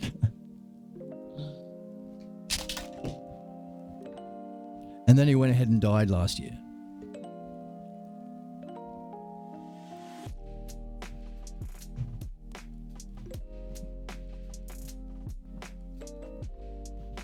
But even for the last like 5 or 10 years, I got the impression that when he was promising this book, he was saying, but I'm not going to write it.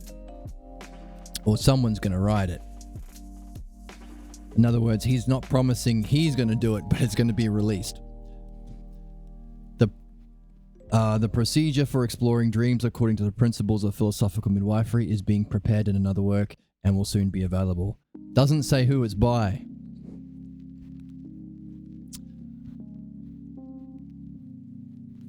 So the reason why I'm explaining all this is because I have been studying dream analysis for a very long time and seen thousands of dream talks, had hundreds myself, as the dream analysis person and as the pregnant party. And yeah, I've been working on it for a very long time. And working on it would be to understand the principles behind dream analysis. Pierre Grimes, I don't know whether he understood it or he was doing it intuitively. I think perhaps he was doing it intuitively, guided by his enlightenment states of mind and his understanding of the Logos and his extreme intelligence and his ability to share in the Logos. But he developed a system that he was developing and improving and honing all the way up right to the end of his life, it seems. But he never taught it like a discipline. He never taught it in the way that this book is teaching us midwifery. But he did do it a lot. In other words, in the same way this text is giving us terms that we can use to pull out, to decipher it ourselves by putting it into the dialectic, so too had Pierre Grimes been giving us the terms, giving us the examples of dream analysis so that anybody who wants to do the same thing, unpack it, see the structure, see the terms, see how it fits together. In other words, apply the dialectic to it, then you will be able to figure it out.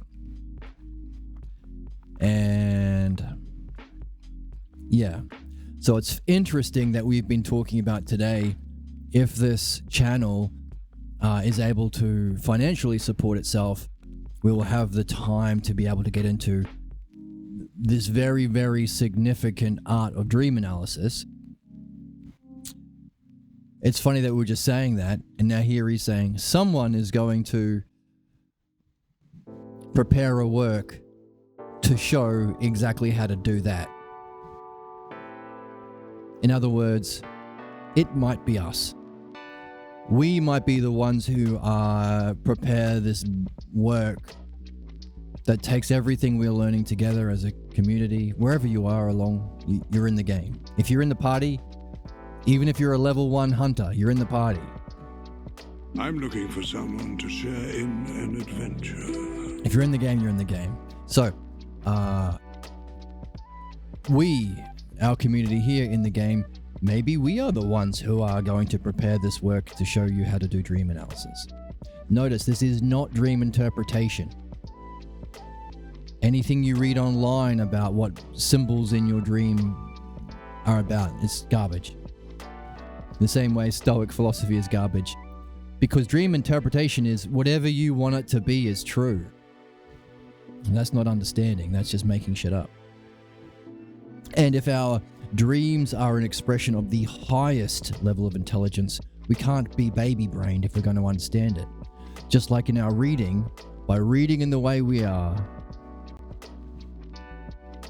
becoming intelligent and caring ourselves, we are matching the level of mind of the author. We are, which is important because the author is a master of midwifery.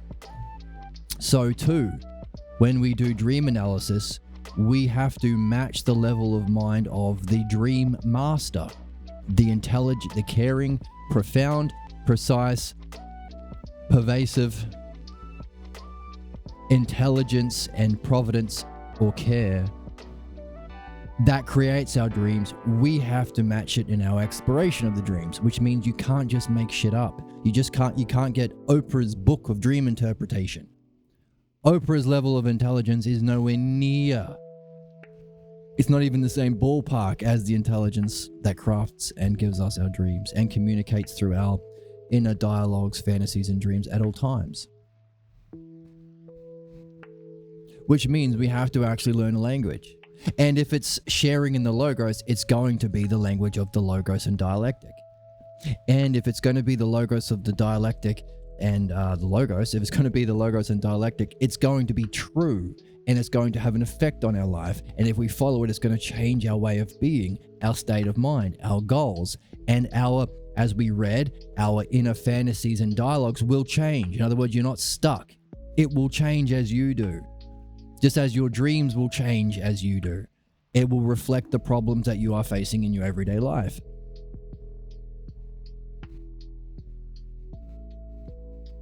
So this is called dream analysis. The making shit up, anything is whatever you want it to be. One website will say you dreamed about a cat, it means you're going to get rich. Go to another website. You dreamed about a cat, means you're going to find your husband. Oh, I'm going to pick that one. That's the one I want to be true. That's garbage. Even Carl Jung, who talked about dream analysis, was doing that. In other words, the great Pierre Grimes reawakened our intellectual and spiritual tradition, the Logos. Remember, you could say, well, what we are doing is the same thing. We're going back, we're following the path back to where we diverged from our path. Only historically, as a species, the divergence was Roman thinking and Greek thinking. We're going back to that division and walking the right path. The path of Greek philosophy. The Logos. To know the self. And prove it. It ain't a belief or an opinion. It's truth. That's dream analysis. It's an actual language of the Logos that is provable. That if you go out and prove and use the understanding gained by dream analysis, you'll notice things, it will change things, and your dreams will change. If you misunderstand a dream, often your dream will correct the misunderstanding. It's legitimate. It's an actual language. And there isn't a book on it yet. There's been thousands of demonstrations that people like myself have been studying for a very long time. But there's no book yet. This guy has been promising the book for 25 years, and maybe we are going to be the community to write it. And it will be a community because we're going to be learning together. And as I say, if I'm spending the time creating these streams and hosting the podcast has to be financially self-sustaining, so any contributions from the community will be in support of this book or this work that will outline for us, for all human beings, anyone who dreams, and by the way, everyone dreams, usually 3 times a night.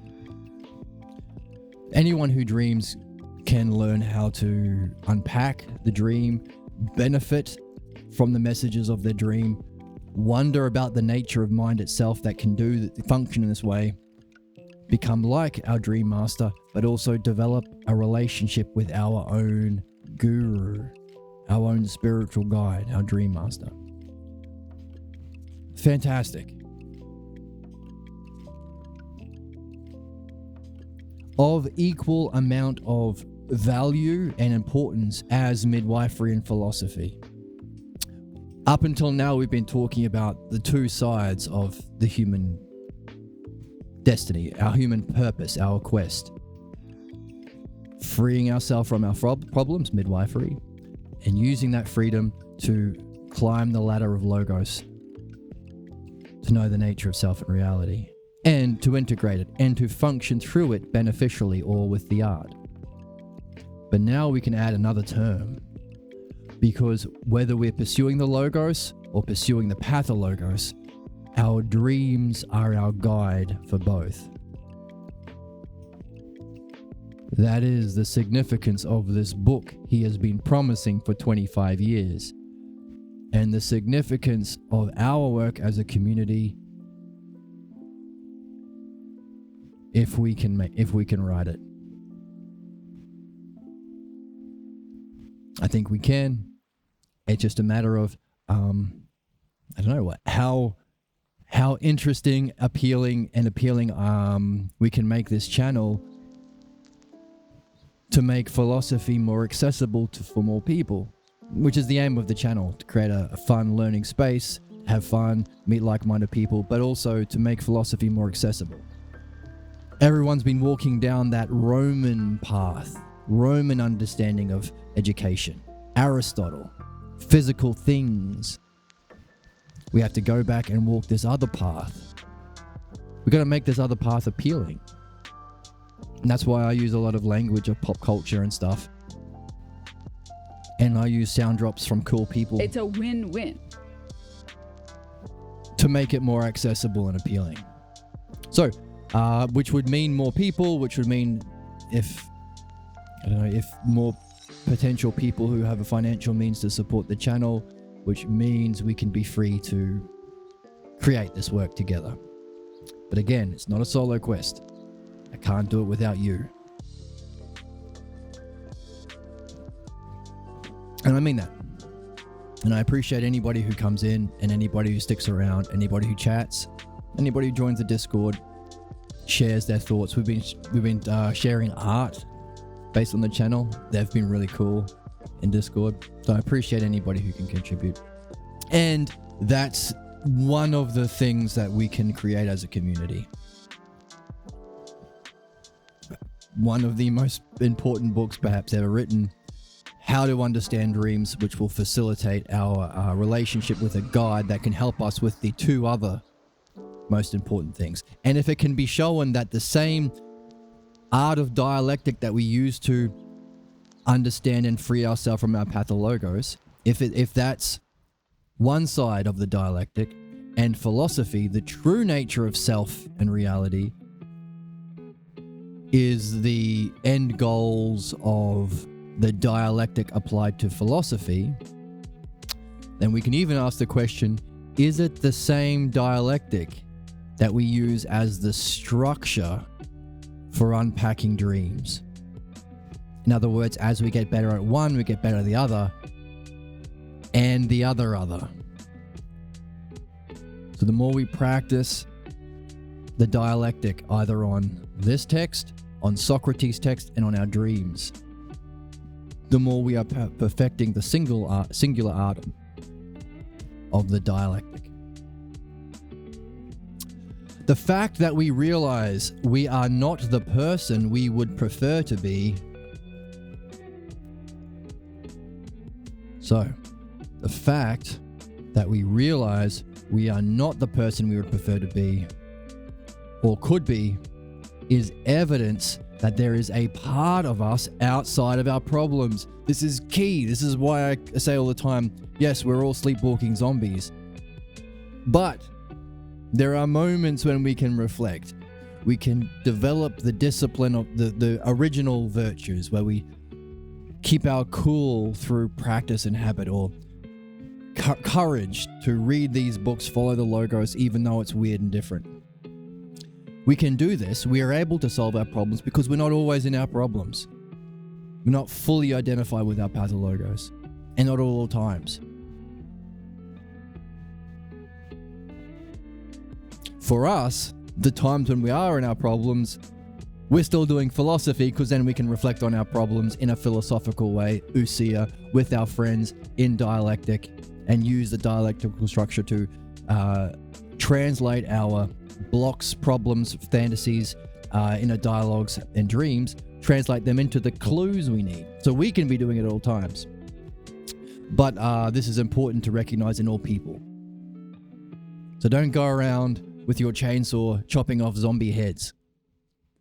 We're not always in our pathologos, and not all parts of us are. I mean, you can say, well, yeah, we're always a slave to our pathologos until we become free. Yes, that's true. But not every part of us is. And to what extent? The more meaningful or beautiful the goal you are actively pursuing right now, the more likely it is to trigger your pathologos counterattack response. So it's degrees. And also parts of us. There are parts of our soul, of course, that know the nature of true being, That's what Socrates is telling us in the Meno. That's why learning is remembering. And there's a part outside of our problems.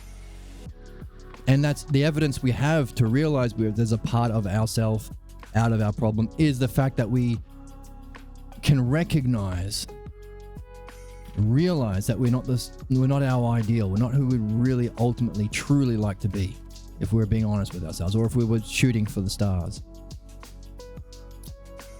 We're not the person we prefer to be or could be. And it is this part of us that is aware, it's a part of us that is aware of our experience rather than fully identified with it. This is another important thing. I used to use the analogy of, imagine you're watching TV and your face is right up against the screen. You're kind of stuck there. You're kind of at the whims of the show and you don't have perspective. And you're fully identified with this. You can't see what's around you. It's like that. But this is a recognition that you can step back from the screen. Same thing happens in philosophy. When we start doing philosophy, we're talking about universally true ideas that are eternally true. Universally true, eternally true, and exist within the immortal part of our soul. And if it's the same soul, or it's the same mind at the highest part of our soul, then it's a part where we're all one. We're not different from each other. When we start talking about those general universal ideas, we are removing ourselves from our individual stuff, our individual thoughts, our individual problems, our individual fantasies and dialogues. So we leave our problems for a while by leaving the false idea of self, by engaging in that which it refers to a kind of self that is universal. The things that we talk about, beauty itself, justice itself, that are in nous, that are in mind itself, and the part of our soul that's immortal, it's the same for everyone. So it's either we are all pathologos, or none of us are. We're this divine, immortal soul which has to remember its nature. So it takes us out of our problems by talking about ideas, which is why it's so important. One reason why it's so important to do philosophy. It takes you out of your problems for a while.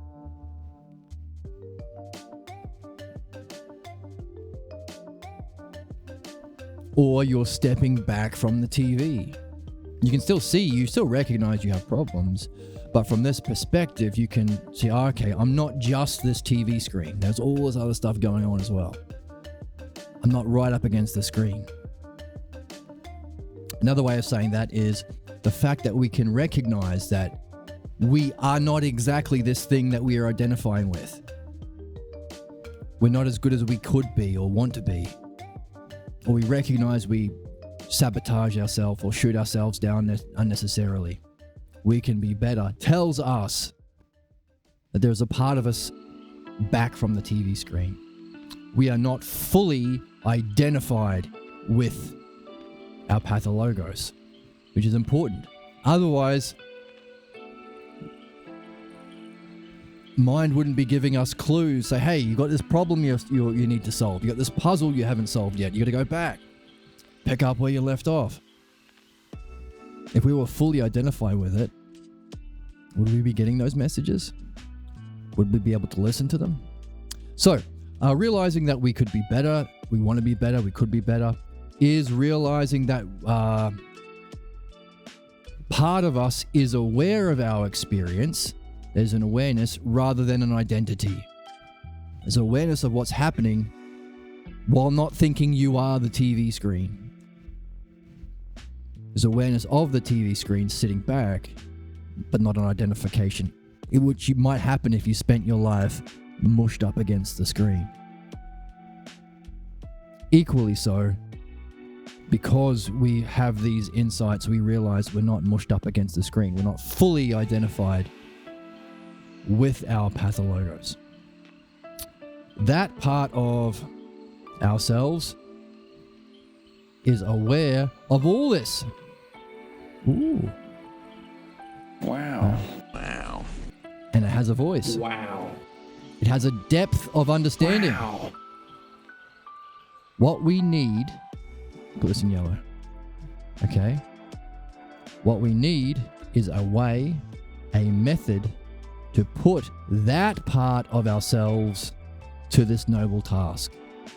We want to become aware of that part of ourselves that is not in our problem, that is not identified with our problem, is watching the problem. Awareness, remember Xenophanes' question, what is it that watches?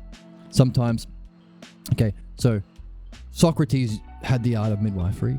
His teacher was Parmenides. Parmenides' teacher was Xenophanes, and that's about as far back as we go in terms of written history of philosophers. Xenophanes' quote was, "It is the whole that is seeing, hearing, and thinking." Some people translate it as, "It is the whole of God that is seeing, hearing, and thinking." Meaning there is, and that can become a koan. We're talking about koans today. Carrying Xenophanes' question is a koan that, well, we carry on this channel. We carry in this, it's a Platonic question that you can carry to keep yourself in that state of wonder and keep yourself focused on your most meaningful goals, which is to know the self and know mind. The whole of seeing, hearing, and thinking, and what's watching. It's this watcher.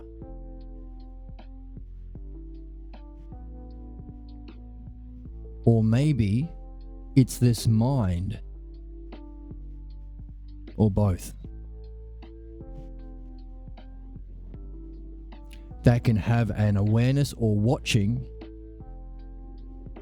our lives, our physical experience, without becoming identified to it. It's this level of our mind and logos. It's this level of ourself, part of ourselves, as it's written. That's what we want to become most aware of. So we carry that Xenophanes question with us. What is the whole of seeing and hearing and thinking? Like, not individually, what are you seeing, but as an experience, as a wholeness. Sight itself and hearing itself and thought itself. What is that as a whole? And what's watching it? Carrying that question, what's watching it was the last half. Can help us become aware of that part that watches or has an awareness without an identity. Leaving your problem, stepping back from the TV screen. Another way of stepping back is realizing there is a part of me that thinks these things and believes these things when I don't treat my inner dialogue as a friend, and instead I just blindly believe it like an idiot. I do believe it. And I'm identified with that self-image. That's why it's believable. When it says you're no good because your ears are too big or something, I believe that. I'm identified with it. But there's a part of me that doesn't like that and doesn't want that and thinks I can do better, and even thinks I could be lying. Like, my ears are, what a weird thing to shoot yourself down about, considering we're not our physical bodies. That is another way to bring your attention to the fact that there's a part of your soul, yourself, that is aware of what's happening without being identified with it. That's the thing that can do the work. This noble, not work, play, that can play the noblest game, this game. And we can wonder, hang on, if there's that part of ourselves, but there's also some sort of intelligence that affects our mind, that crafts our dreams, that is also aware of our lives.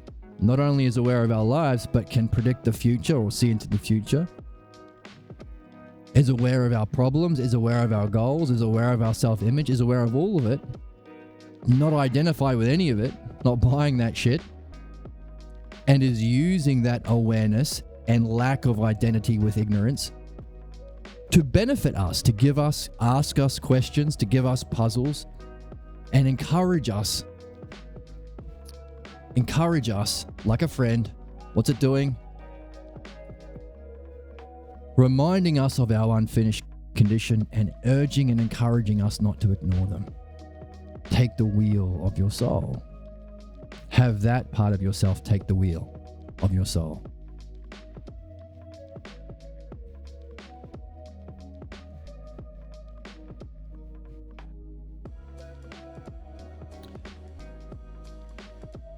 So that part that is aware but not identified. So we can wonder, hang on a second, the more we cultivate that part of ourselves, where does that lead? Is there an intelligent and beneficial awareness that is also most aware and least identified? Is that reality itself that is aware of our condition and constantly using that awareness to send us messages that are like a friend, reflections like a mirror, to urge us to not ignore our condition, to encourage and remind us to solve our puzzle? Is that the ultimate? Is that where we're heading? Are we becoming, as minds who are aware without identification and using that separation or awareness without identification, by the way, without identification to what's false? You're not actually the TV screen. You're not actually this false belief about yourself. It's your problem. It's your zombie virus. Using that part, cultivating that part, doing our best to stay in that part, either through midwifery or through Xenophony's question or through philosophy or through dream analysis. They all can work in giving you an awareness without an identity. The more we do that, the more we play this game as a community, where does it lead? Are we becoming more like the same intelligent, caring awareness that is reality itself? Are we becoming more like reality? Are we seeing for ourselves? Are we seeing for ourselves that we are part of a caring and intelligible universe because we are realizing it because our mind is becoming like it? Like the mind constantly communicating to us for our benefit, that is the reality we're in? Are we moving towards the realization that our mind, this awareness without identification mind, could be the same mind of reality? Are we moving towards a oneness, a node, as the Taoists describe it, realizing there's no difference between same and other, the inside and outside, and the same stuff? If you're identified with this stuff, this body, this ego, your physical senses, you can't realize that. But if you're doing things that take you out of your physical senses, raising to the level of universal ideas like in philosophy, reflecting on your problems and your beliefs in midwifery, reflecting on your dreams and dream analysis,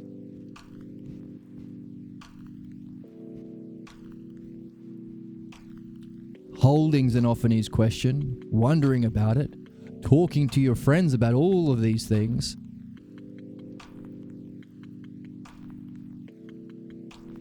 and the more we let that play the game, as we said at the end of what we just read, let that guide and rule and take up this noblest task, this noblest game, are we becoming more like the mind of reality? And realizing we're not this, but we're all of it. Similar question about dreams.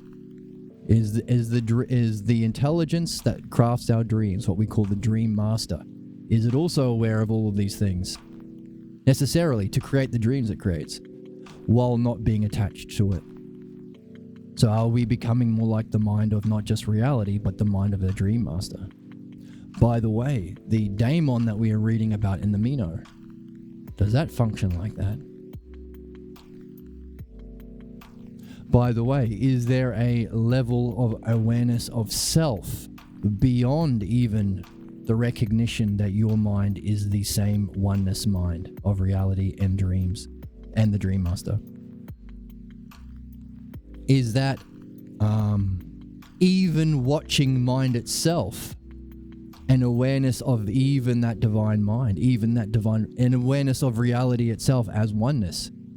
Is that an even greater kind of awareness without identification? Is that the one self, the pure state, the empty state that we've been talking about, the stung state, the wondering state? Where's the joy? Where's the whimsy? Where's the childlike wonder, dude? The joy, whimsy, and childlike wonder, dude, state. Well, I think we would say, take whatever you can get. If you can recognize that oneness, take it, hold it, remember it, share it. Use the dialectic you've been learning to help others reach it. But keep going. If there's a state that's even aware of that, get there. Recognize that. Be in that state. And that's the thing that you want to put to work on your noblest task. And what we are seeing is this noblest game is an all the time thing. We're always seeking to know the self and truth. We're always carrying Xenophanes' question. We're always we're always having inner thoughts, fantasies, distractions, or dreams that we're either a slave to if we blindly accept, but if we listen, if we answer, if we treat as a friend, we are playing the game. It's an all the time thing. So whether it's a recognition of the divine aspect of your own mind or intelligence, or whether it's an awareness of an awareness that's even beyond that, an awareness of emptiness or pure awareness of self. Either one, that's the thing we want ruling our soul. That's the thing we want to be putting to play in the game we're playing at all times. An awareness without identification to what's ignorant. Also, we need a way to do that. How do we recognize this highest part of our soul, highest part of our mind, or our highest part of self? What's the way or method to recognize it, to be in it all the time, to stay in it, to cultivate it, and to live our life with it in charge of our soul, and to play the game we're playing with it in charge? What is the method to put that part of ourselves to this noble task? Because that's what we need. So that's what we're hunting for. That's our question. It's a doozy of a question, and it's a doozy of a cliffhanger. Hopefully next time we're going to answer this question. How do we recognize that highest, most capable, most intelligent, most caring, most like reality, most like mind, most like the daemon, most like the dream master, part of our own psyche, our own soul or consciousness? How do we get that? And how do we put that part of ourselves to this game? Equally so, if there is an awareness that doesn't identify even with that pure consciousness, even with that pure oneness of reality, because something has to be experiencing that. Do you want to identify with mind or the creation of self or the emanation of self, or will that be a false identity with self? Would that be a kind of pathologos to think mind or nous is the self? Because there is an awareness of even that.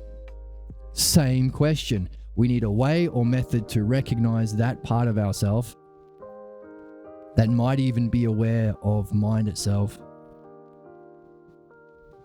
and put it to play in this game. How do we do that? Hopefully we'll learn next time. It sounds like the most important question we can ask, because it's the thing that is able to solve our problems. So, doozy of a question, doozy of a cliffhanger. Thank you so much for joining me. My chicken and my flamingo thanks you as well. That's why they dance for you. Tomorrow we'll be in the Mino. Thank you once again for joining. Thanks for the recommendations for the tip channel and the Amazon wishlist thing. There's only one item in there at the moment, so if you are a tech person and you know of a good seat, this is the cheapest seat I could find. But a good seat for streaming, good digital camera, for streaming and for taking on the road.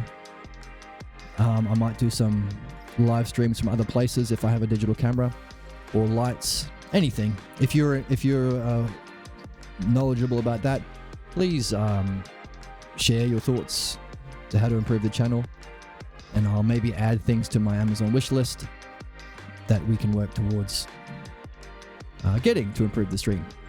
So thanks for that. Thanks for that recommendation. Thanks for joining me today, and I hope to see you next time.